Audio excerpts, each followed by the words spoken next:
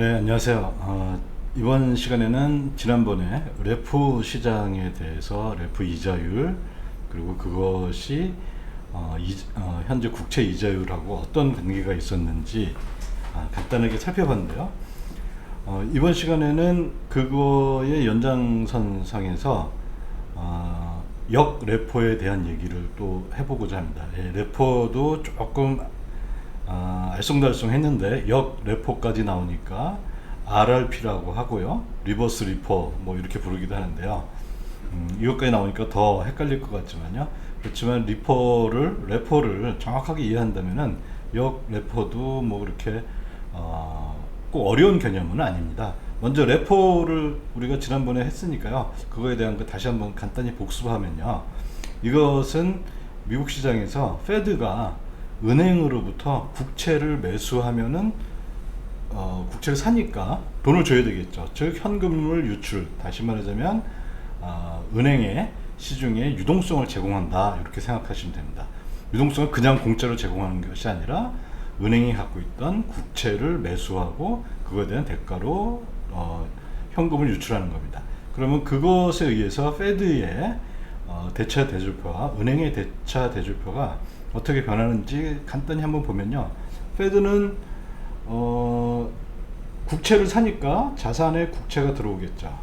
그 다음에 이거는 돈을 주고 사야 되죠. 그러면 은행에 대해서 부채를 지는 건데, 페드가 은행에 대해서 부채를 지는 것은 준비금이죠. 준비금 100을 부채에 100만큼 플러스 해주면 되고요. 그 다음에 은행은 자기 자산으로 예전에 국채를 갖고 있었는데 페드가 사니까 부채가 100만큼 없어지겠죠. 그래서 마이너스 100. 그 다음에 판 돈으로, 은행은 국채를 판 돈으로 100만큼 들어오니까 플러스 100. 이게 가장 일반적인, 어떻게 보면은 페드하고 은행에서 유동성을 조정하는 일반적인 모습인데, 레포 시장에서는 여기에서 끝이 아니라 요거를 일정 기간 미리 사전에 약속한 뭐 하루면 하루, 뭐 일주일이면 일주일, 한 달이면 한 달, 일정 기간 이후에 원래 있었던 대로 다시 돌아가는 거, 그게 레포였죠. 그래서 레포는 처음 거래에서는 요런 식으로 거래가 형성이 되지만 어느 정도 시간이 흐른 다음에는 이 거래가 또 반대로 됩니다. 여기서 특징적인 것은 페드의 대차 대조표가 커졌죠. 자산도 100만큼 늘어나고 부채도 100만큼 늘어나고, 즉 대차 대조표가 확장이 됩니다. 확대가 됩니다.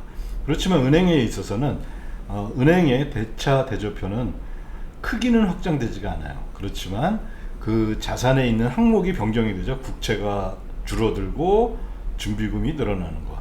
이게 바로 또 QE의 이 핵심이기도 합니다.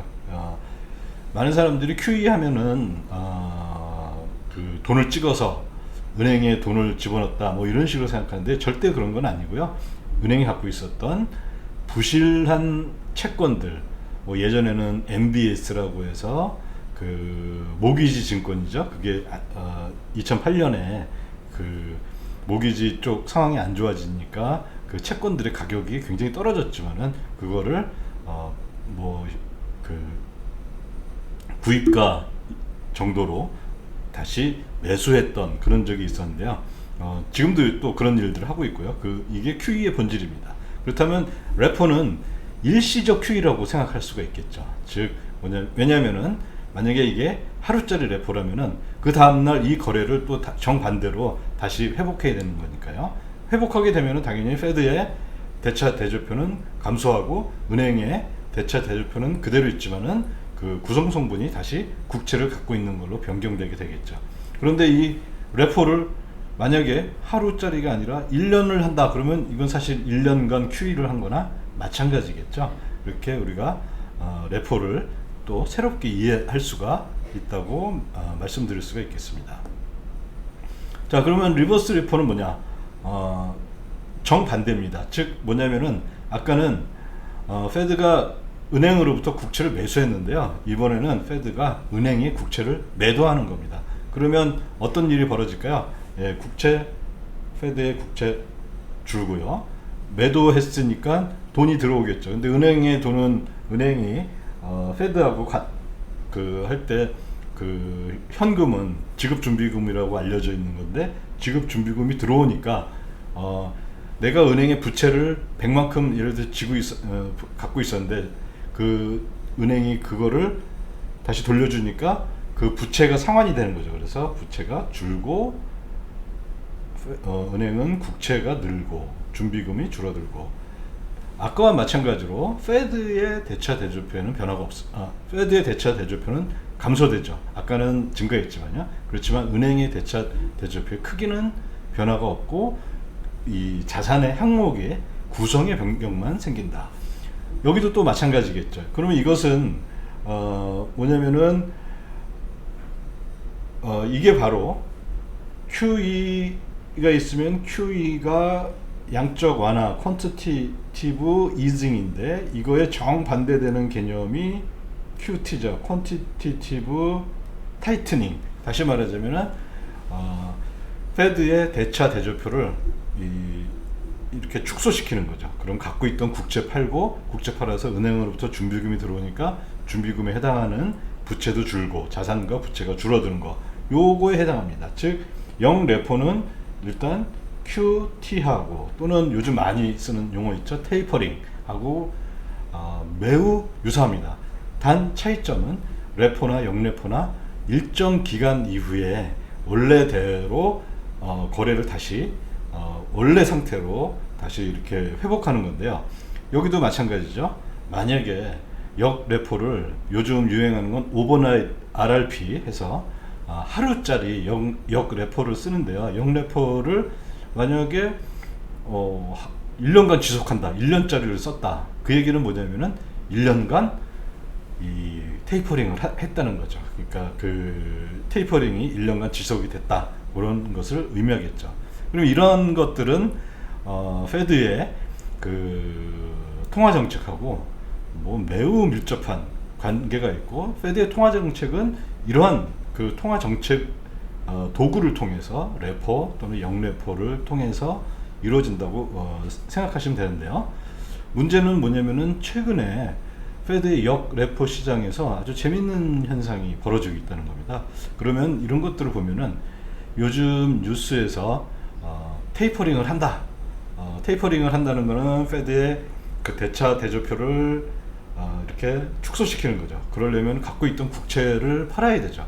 그럼 국채가 시장에 물량이 많아지니까 국채 가격이 떨어지고, 이 얘기는 다시 말하자면 이 이자율이 올라가는 방향으로 작용을 하겠죠. 그래서 테이퍼링, 뭐 금리 상승, 또 그거 영향을 주는 뭐 인플레이션, 뭐 이런 얘기들 하면서 과연 테이퍼링이 있느냐, 지금 시작했느냐, 아니면 뭐 언제 시작할 거냐, 요거에 대한 게 사실 굉장히 큰 관심사였죠. 지난 시간에 우리가 레포 시장에 대한 얘기를 했을 때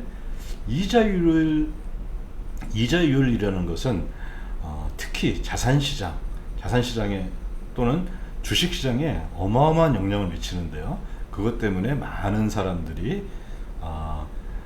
미국과 시간대가 다른 사람들은 미국의 연준이 무슨 얘기를 하나, 또 그 이자율 관련해서 또 어떤 일이 벌어졌나, 미국 10년물 장기 국채 이자율은 어떻게 되나, 그런 거에 많이 귀를 기울이고 굉장히 주시를 하는데, 중요한 것은 연준 관련 어떤 뭐 의장이라든지 어떤 연방준비위원회 이사라든지 어떤 사람이 뭐 물가를 올린다 또는 이자율을 올린다, 또 마침 이걸 찍는 오늘 그 어제는 제넷 옐린이라는 재무부 장관이 금리를 이제 인상해야 된다, 뭐 이런 얘기를 하는데요. 과연 그게 어떤 식으로 흘러갈지는 그 사람들의 언행만 갖고서는, 말만 갖고서는 우리가 판단할 수 없고, 그런 구체적으로 페드와 그 시중은행 간에, 그리고 페드와 시중은행을 엮어주는 레포 시장에서는 어떤 일이 벌어지고 있는지, 행동은 어떻게 하는지, 그걸 좀 살펴보는 것이 중요할 것 같습니다. 그래서 이렇게 최근에 또 굉장히 큰 관심사가 된 역레포에 대해서 우리가 한번 살펴보고자 합니다. 최근에 역레포 시장의 흐름은 어떻게 됐냐면요, 이런 차트를 볼 수가 있는데요. 2013년부터 2021년 최근까지 얼마만큼 영래포에서 거래가 이루어졌는가 하는 그런 것을 나타냈습니다. 여기 보시면은 이 부분이 2015년 2015년 12월에 현재까지 가장 많은 거 4,500억 달러, 4,500억 달러 정도로 가장 규모가 컸던, 물론 이거는 오버나잇 RRP니까요. 무슨 얘기냐면은 오늘 이런 거래를 했다면은 내일 다시 원래대로 원상태로 복귀하는 겁니다. 그래서 하루짜리이지만요. 어쨌든 2015년 12월에 4,500억 달러만큼 굉장히 큰 규모가 있었는데요. 그 기록이 깨지고 있지 않다가 최근에 뭐 한 두 번 정도 이미 그 기록을 깼습니다. 여기 보시면 최근에 4,800억 달러를 한 두 번 정도 찍었던 것 같아요. 4,800억 달러 이상의 규모가 거래가 됐는데, 이 차트를 보시면 제가 일부러 이렇게 동그라미들을 표시를 했죠. 이 동그라미 표시한 거를 여러분들이 제가 이거 저 파워포인트 자료로 제가 홈페이지 그 유튜브에 그 링크를 걸어 놓을 테니까요. 거기 보시면은 어떤 게 있냐면은 그 페드에 그 직접 가시면 요 차트 주소를 제가 링크를 걸어 놨는데요.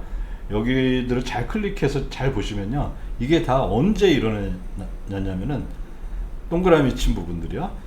3월, 6월, 9월, 12월 이렇게 딱 3, 6, 9, 12 분기 말에 항상 이런 일들이 벌어집니다. 이 얘기는 뭐냐면은 미국 시장이나 우리 시장이나 금융시장 또는 뭐 일반적인 기업들은 보통 분기별로 큰 뭐 이번 분기에 뭘 얼마만큼 했다, 뭐 예를 들어 재무제표를 작성한다든지 뭘 한다든지, 그 특히 이제 제일 중요한 게 이번 분기에 지금까지 이번 분기에 내가 했던 거는 얼마다, 뭐 이런 식으로 대차대조표, 재무제표 이런 것들을 작성하겠죠. 그러면 그때 사실 윈도우 드레싱이라는 걸 하기 위해서 이런 일들이 벌어지게 됩니다. 이건 뭐 레포 시장에서도 마찬가지 일들이 벌어지고요. 영레포, 레포 시장 동시에 이런 일들이 벌어집니다. 그러면 그때에 그 재무제표를 뭐 예쁘게 하기 위해서, 은행이라면은 예를 들자면은 이번 분기까지의 나의 자본 비율은 얼마고, 뭐 레버리지 비율은 얼마고, 그래서 그런 것들을 맞추기 위해서 특히 이런 분기 말에 이런 일들이 발생을 하는데요. 이번 거는 굉장히 재밌는 게 뭐냐면 5월 초부터 지금 이게 발생하고 있어요. 제가 지금 보고 있는 게 6월 초인데요. 5월부터 6월 초까지 이런 일들이 지금 발생하고 있습니다. 어떻게 보면은 지금 분기 말도 아닌데 이런 일들이 발생하고 있다는 거죠. 그러면 여기에는 사실 뭔가 두 가지를 예상할 수가 있죠. 뭔가 큰 일이 벌어지고 있다. 하나. 그다음 두 번째, 이거 지금 미국의 금융시장이라는 거가 작동하는 게 이게 좀 약간의 큰 문제가 있는 거 아니냐, 이런 거 우리가 한번 생각해 볼 수가 있겠죠. 자, 여기서 중요한 거는 아까도 말씀드렸듯이 이게 오버나잇 RRP라고 해서 이길 하루짜리 그 역 레포인데요. 이거를 계속하면은 또 페드에서 오늘도 해주고 오늘도 해주고 오늘도 해주고 할게 해서 이걸 만약에 계속했다, 이게 바로 뭐가 되는 거냐면 이게 QT가 되는 거예요. 양적 완화에서 양적 축소로, 또는 뭐 다른 말로 우리 요즘 아주 유행하는 테이퍼링이 되는 겁니다. 이게.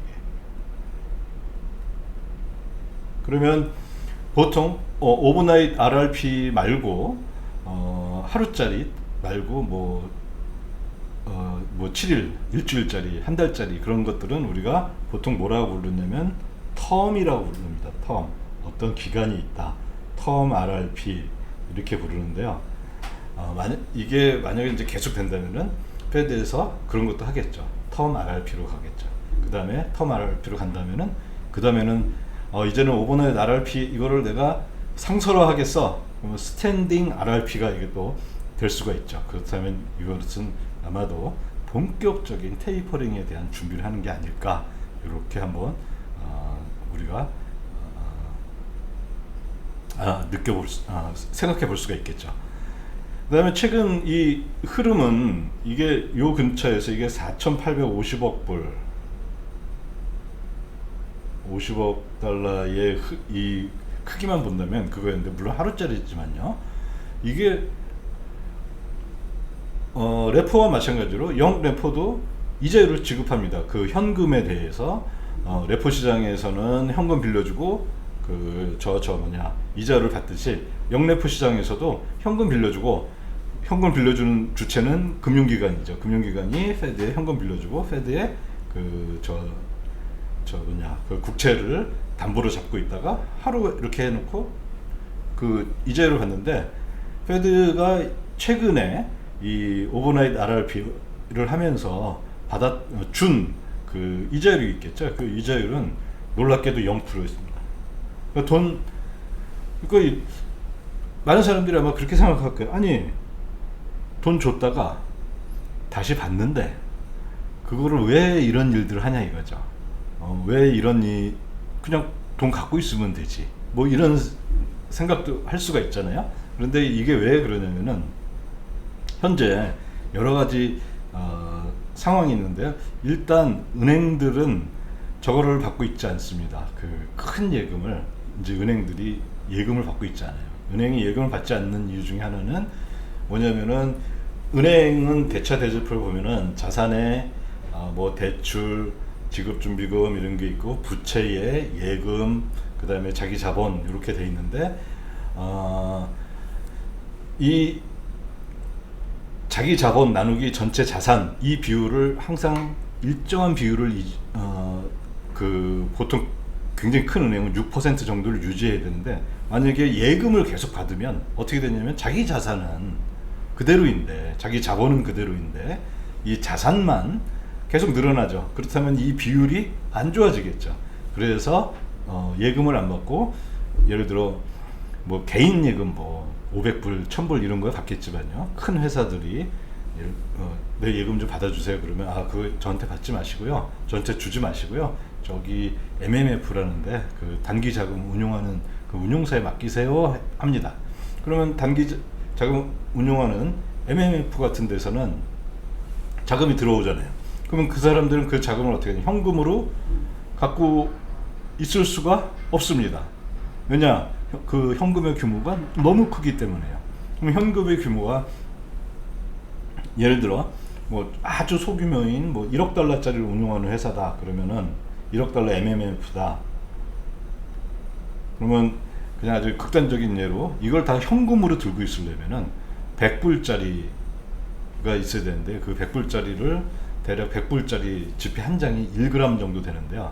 그럼 1억 달러니까 대략 한 1톤 정도를 가득 채워서 그거를 갖고 있어야 됩니다. 그러면 그 말이 안 되죠.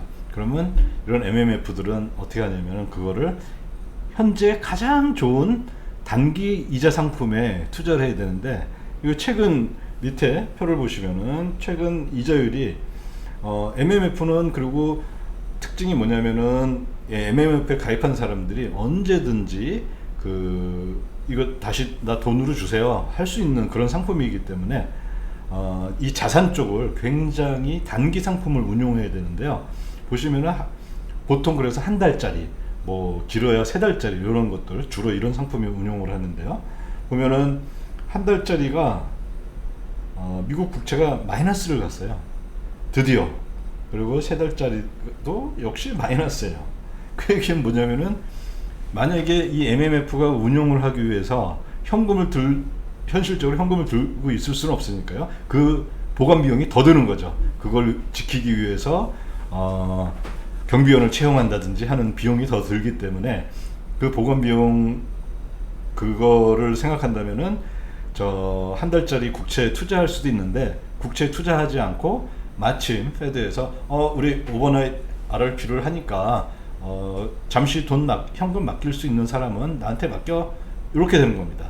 그래서 이 0.001%, 0.01%, 그 다음에 마이너스죠. 마이너스 0.03%의 그 국채를 사는 것이 아니라 페드의 오버나잇 RRP로 가가지고 외치겠죠. 땡큐. 왜냐하면 그걸 안 해줬으면은 자기들은 어떻게 해야 됩니까?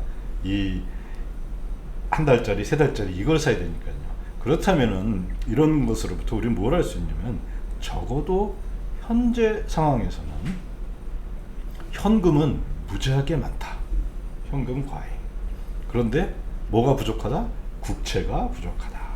이렇게 아주 좋은 그런 담보물이 될 수 있는 국채가 부족하다. 국채는 보통 뭐 T빌 이렇게 얘기하기도 하고요. T노트. 여러분 여기서 딱 보시면 알겠지만 T빌은 만기가 1년 이내인 거고요. T노트는 1년부터 10년까지입니다. 10년 이상은 T본드라고 합니다. T는 이제 트레저리 약자이고요. 어쨌든 이런 상황이 있기 때문에 그 수많은 돈 5천억 달러가 물론 하루짜리이긴 하지만은 0%의 이자율을 바꿔서라도 수고를 하더라도 이렇게 이런 일을 하게 되는 것입니다. 예, 이렇게 이제 최근의 흐름을 봤는데요. 그러면 최근에 이제 영래포에서는 이런 이제 재밌는 일이 있었고, 왜 굳이 또 0%에 그 수많은 돈을 투자하느냐, 이것도 알아봤고요. 최근에 페드 관련 한 달 전만 하더라도 페드 관련자 뭐 재무부 장관 좀 예외고요. 뭐 그 페드 의장이라든지 페드 관련된 소식들을 보면은 뭐 어떻게 얘기하냐면 thinking about tapering. 이거 오타가 아닙니다. 이게 뭐냐면은 최근에 이 사람 최근 한 달 무렵까지의 이 사람들의 생각은 뭐냐면 테이퍼링에 대해서 thinking about 고려하는 거, 그거 자체를 또 고려하는 거, 이거 하지 말아라 이거였습니다. 최근에 이것도 생각하지 말아라 이거의 흐름이었습니다. 그런데 제가 볼 때 이번의 흐름은 뭐냐면은 이제 드디어 페드의 흐름이 이제 막 저 수많은 뉴스로부터 나오고 있지만은 이제는 테이퍼링에 대해서 고려하는 것을 한번 고려해 보자, 이런 흐름으로 온 것 같습니다. 그럼 그 다음 단계는 뭘까요? 예, 테이퍼링을 고려해 보자, 그거겠죠. 그럼 그 다음 단계는 당연하죠. 테이퍼링 직접 가겠다 이거죠. 그럼 페드는 그걸 위해서 여러 가지 연습들을 해야 됩니다. 이럴 때는 어떻게 하고 이럴 때는 어떻게 하고 하는, 그 다음에 이자율을 올리고 싶은데 사실 페드가 단기 이자율을 정하긴 하지만은 그 이자율을 어떠한 이런 폭을 정해줍니다. 뭐 예를 들어 25bp, 그러니까 0.25%에서 뭐 0.5% 이렇게 딱 정해주면은 나머지는 시장에서 그 범위 내에서 시장에서 이자율이 정해지게 되는데요. 이런 것들이 제대로 작동하게 하려면은 페드는 많은 사실 연습을 해야 되고요. 그 다음에 그거에 또 걸맞는 제도들을 만들어 와야 되는데, 그런 관점에서 한번 오버나잇 RRP에 대해서 한번 살펴볼 수가 있습니다. 자, 요거는 위기 이전의 상황인데요. 위기 이전에는 페드가 단기 이자율을 정할 때 어떻게 했냐면은 이자율 상한선을 줬어요. 그러니까 뭐 이때 대략 이게 한 5% 이 정도, 이게 페드 펀드 레이트라고 하는데요.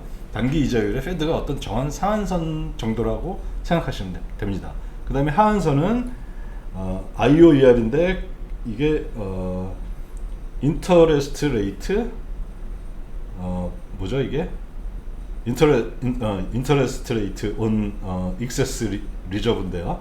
그러니까 초과 지급 준비금에 대한 이자인데요. 그거는 위기 이전에는 0%였습니다. 즉 은행이 그 페드의 그 지급 준비금을 넣는데 그 중에서 그 초과 지급 준비금에 해당하는 거는 이자율을 0% 지급 안 하는 그런 상태였습니다. 이건 위기 이전입니다. 이 상황은 위기, 그러니까 2007, 8년 금융위기 이전. 자, 그때 이 가로축은, 이 그래프를 보시면 가로축은 그 리저브, 그러니까 지급 준비금의 공급, 그 다음에 세로축은 그 이자율인데요. 여기 빨간 선으로 되어 있는 게 지급준비금입니다. 이거는 왜 이렇게 수직하게 되어 있느냐? 왜냐하면 지급준비금은 페드만 독점적으로 공급하니까 이자율에 상관없이 내가 뭐 예를 들어 1,000억 불을 지급하겠어 그러면 이렇게 딱 정해져 있는 거죠. 그때의 대략 뭐 한 1년 평균 뭐 한 440억 불 정도 됐던 것 같아요. 그래서 빨간색으로 이렇게 딱 서 있는 형태가 되고, 그 다음에 페드가 이자율 상한선을 주어진 게 대략 5% 정도인데요. 이렇게 되죠. 그러면 여기 이게 이제 만나는 점에서 이자율이 시장 이자율이 결정이 되겠죠. 요거는 시장의 수요 곡선이겠죠. 그러니까 이렇게 그 꺾인 선은 수요 곡선이고, 요거는 페드의 공급 곡선, 단기 그 이자율 시장에서요. 이런 식으로 운영이 되어 왔습니다. 그래서 이제 페드는 뭘 하냐면은 예를 들면 이런 거죠.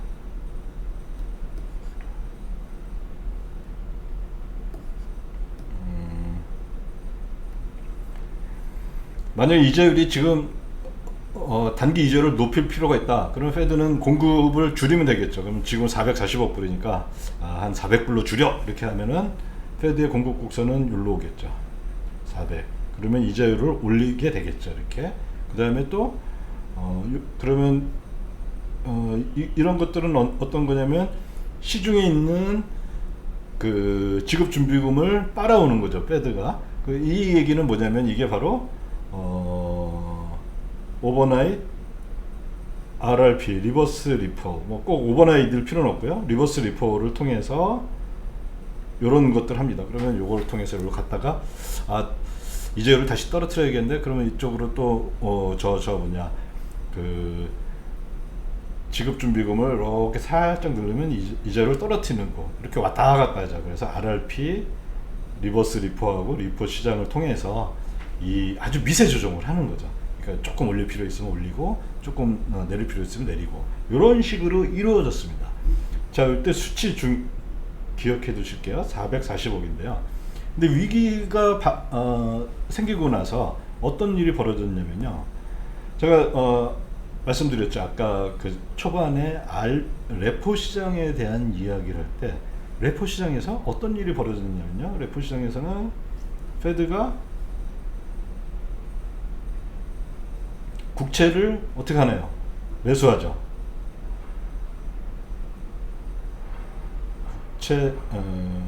국채 뭐 B라 그러죠. TB를 매수 플러스 해주고, 그 다음에 리저브가 이렇게 올라오죠. 뭐 이렇게 100 이런 식으로, 즉 페드의 대차대표가 확대가 되는데요. 2008년 이후에 페드가 했던 일이 뭐였냐면은 이거를 지속적으로 해온 것입니다. 쭉 보면은 2014년까지 쭉 갔다가요. 그 다음에 시장이 이제 어느 정도 안정됐다고 판단하니까 대차 대조표를 감소시키고, 그랬다가 판다믹이 발생하고 나서 대차 대조표를 다시 극적으로 이렇게 확대된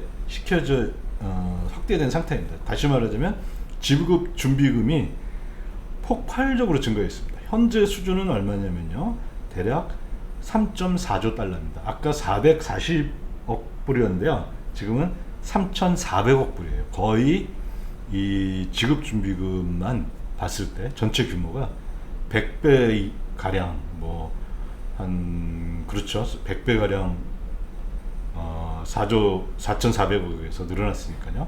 어마어마하게 뭐 7, 80배 뭐 그 정도 늘어났다는 거 우리가 확인할 수가 있습니다.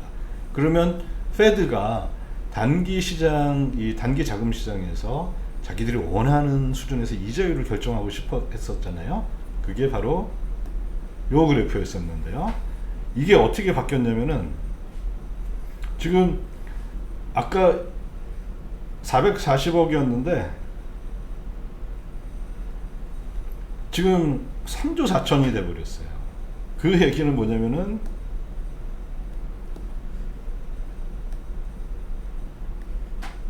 예전에 설정했던 페드의 이 페드 펀드 레이트라고 했던 어떤 상한선이 의미가 없어지게 됩니다. 그 다음에 여기서 이제 시장에서는 또 어떤 일이 벌어졌었냐면요.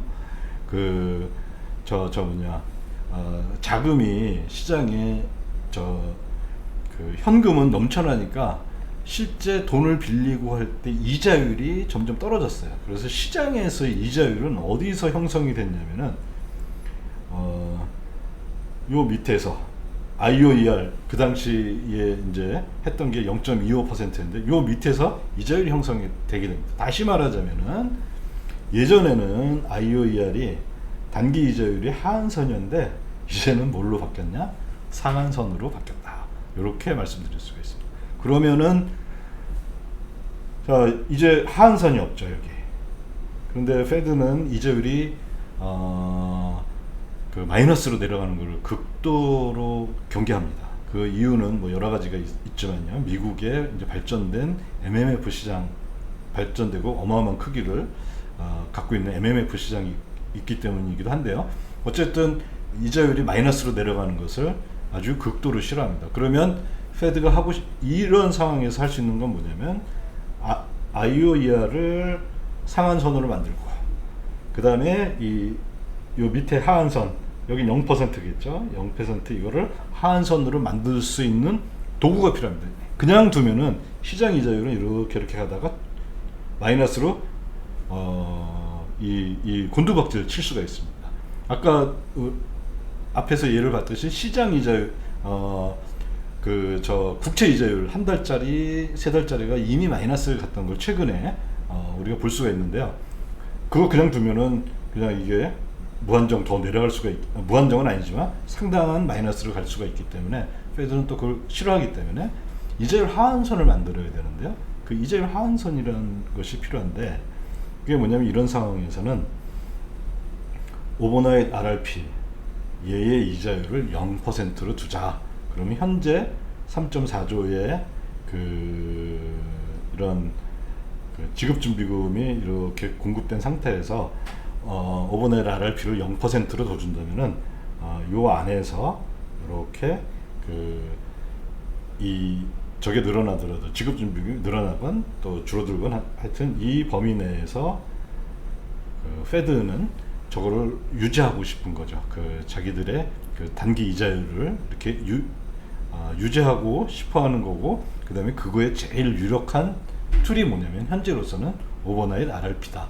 이렇게 말씀드릴 수가 있습니다. 그렇다면은 이제 우리는 왜 만약에 제가 이제 MMF 운영한 사람이라면은 대략 한 달짜리를 사야 되는데 한 달짜리 뭐 채권을 사야 되는데 채권 가격이 다 이자율이 마이너스예요. 그러면 이거 한 달 뒤에 마이너스가 되니까 이거 참 골치 아픈 일이잖아요. 근데 여기서 페드가 짠 하고 나타나는 거죠. 뭘 갖고? 오버나잇 RRP라는 이 또 새로운 툴을 가지고서, 물론 이것을 시작한 지는 한 2013년부터 했지만 아마 이거 최근에는 나름 이제 굉장히 성공적이었어요. 그게 성공적이었다는 게 보면은 여기서 볼 수가 있는데요. 여기 이 녹색, 이 빨간색이 제일 위에 있는 빨간색이 저겁니다. 페드가 설정해 놓은 저거죠. 상한선. 이게 IOER이죠. 그러니까 대략 0.25 정도에서 이렇게 설정이 되어 있습니다. 최근에는 한 0.10까지 내려온 것 같아요. 그리고 2016년에 저걸 했죠. 테이퍼링을 실제 시작하면서 쭉 올라왔다가 팬데믹 맞으면서 다시 쭉 내려왔는데, 그 다음에 0% 항상 오버나잇 RRP가 항상 0% 있었던 건 아닙니다. 과거하고 최근에 0%인데요. 이렇게 하한선을 계속 가지고 있죠. 그러다가 테이퍼링 하면서 같이 올라가는데, 이때 재밌는 건 뭐냐면 요 파란선이 이 녹색하고 자주색 사이에 거의 가운데 이렇게 형성이 되고 있죠. 이것은 뭐냐면은 바로 페드의 어마어마한 노력으로 인해서, 부단한 노력으로 인해서 어떤 페드가 설정한 이자율 상한선이 있고 이자율 하한선이 있는데, 이게 바로 IOER이고 현재로서는요.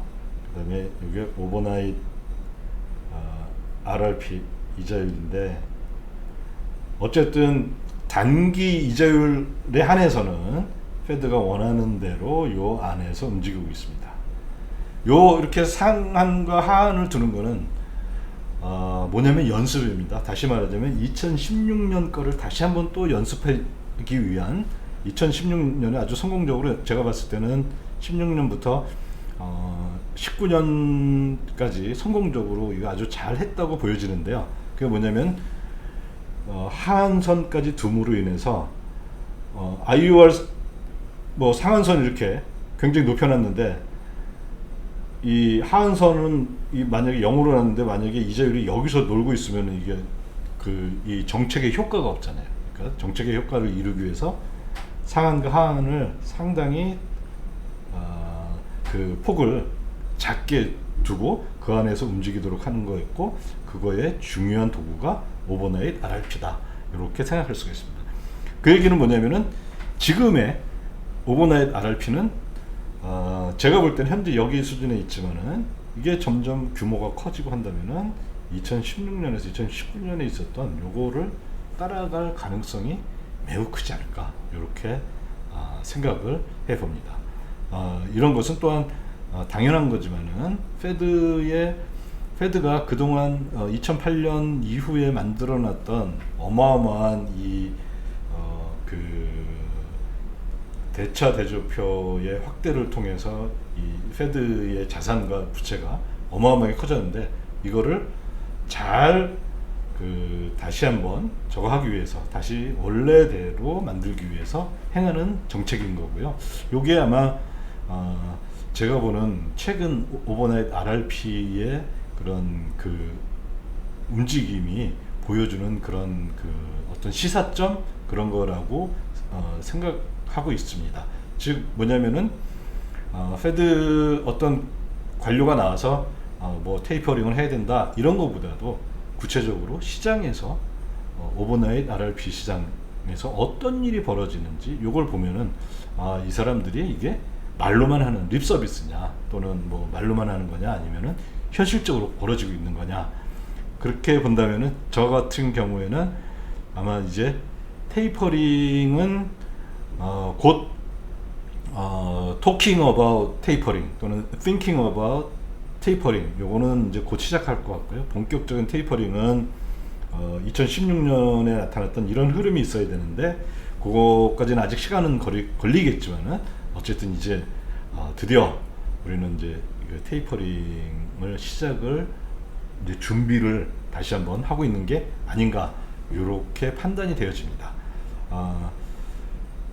뭐 이게 반드시 테이퍼링으로 뭐 갈지 안 갈지는 모르겠지만 현재 상황에서 시장이 보여주는 바는 이런 거고요. 그래서 요거 관련해서는 여러분들도 페드에 있는 오버나잇 RRP 저게 차트가 있으니까요. 여기 제가 파워포인트 파일 안에 다 저거를 링크를 걸어 두었으니까요. 그거 한번 참조해 보면은 매일매일 한번 보시면은 이제 좀 어느 정도 미국 시장에 대한 뭐 용어가 많죠. 오버나잇 RRP, 뭐 RP, 뭐 복잡한 용어들 많습니다. 그렇지만 그런 거에 이제 현혹되지 않고 큰 줄기를 이해하는데 아마 큰 어려움이 없지 않을까 생각을 해봅니다. 네, 오늘은 오버나잇 RRP와 테이퍼링의 관계에 대해서 간략하게 살펴보았습니다. 감사합니다.